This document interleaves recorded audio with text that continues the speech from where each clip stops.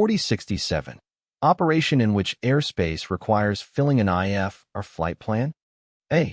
Any airspace when the visibility is less than 1 mile. B. Class E airspace with IMC and Class A airspace. C. Positive control area, continental control area, and all other airspace, if the visibility is less than 1 mile.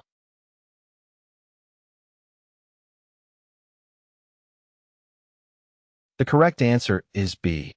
Filing an IF or Instrument Flight Rules. Flight plan is required when operating in Class E airspace with instrument meteorological conditions, IMC, and in Class A airspace. Class E airspace is generally controlled airspace, but IF or flight plan requirements vary based on weather conditions. When IMC exists in Class E airspace, an IF or flight plan is necessary. Additionally, Class A airspace, which starts at FL 180, flight level 180, or 18,000 feet above mean sea level, requires all aircraft to operate under IF or regardless of weather conditions. 4068. When departing from an airport located outside controlled airspace during IMC, you must file an IF or flight plan and receive a clearance before A. Takeoff. B. Entering IFR conditions. C. Entering Class E airspace.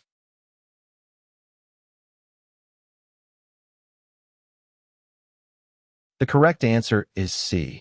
A person cannot fly an airplane in controlled airspace while in IF or unless they have both submitted an IF or flight plan and received the necessary ATC approval.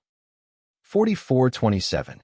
No person may operate an aircraft in controlled airspace under IF or unless she files a flight plan. A. And receives a clearance by telephone prior to takeoff. B. Prior to takeoff and requests the clearance upon arrival on an airway. C. And receives a clearance prior to entering controlled airspace.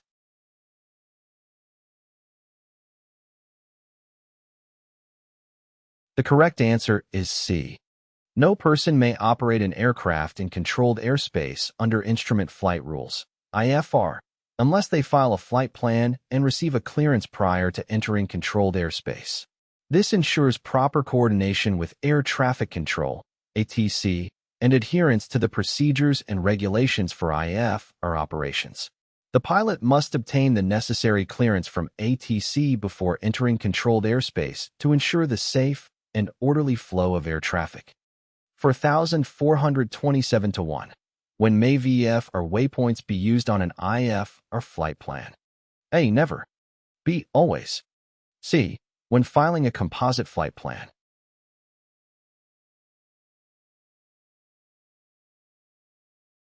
The correct answer is A. It is forbidden to plan flights under IF or using VF or waypoints. The IF or system will not accept VF or waypoints and will reject them for IF or routing. 4005-1. During your pre-flight planning for an IF or flight, you determine that the first airport of intended landing has no instrument approach prescribed in 14CF or Part 97. The weather forecast for 1 hour before through 1 hour after your estimated time of arrival is 3,000 foot scattered with 5 miles visibility. To meet the fuel requirements for this flight, you must be able to fly to the first airport of intended landing. A. Then to the alternate airport, and then for 30 minutes at normal cruising speed. B. Then to the alternate airport, and then for 45 minutes at normal cruising speed. C. And then fly for 45 minutes at normal cruising speed.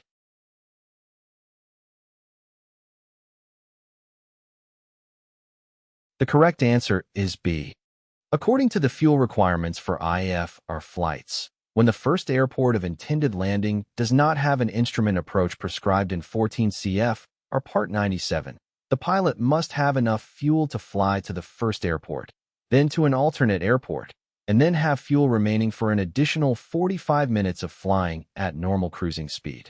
In this scenario, the weather forecast for the estimated time of arrival at the first airport is 3,000 foot scattered with 5 miles visibility, which meets the requirements for the first airport to be considered suitable. Therefore, the pilot would need to have fuel for flying to the first airport, then to the alternate airport, and then an additional 45 minutes at normal cruising speed.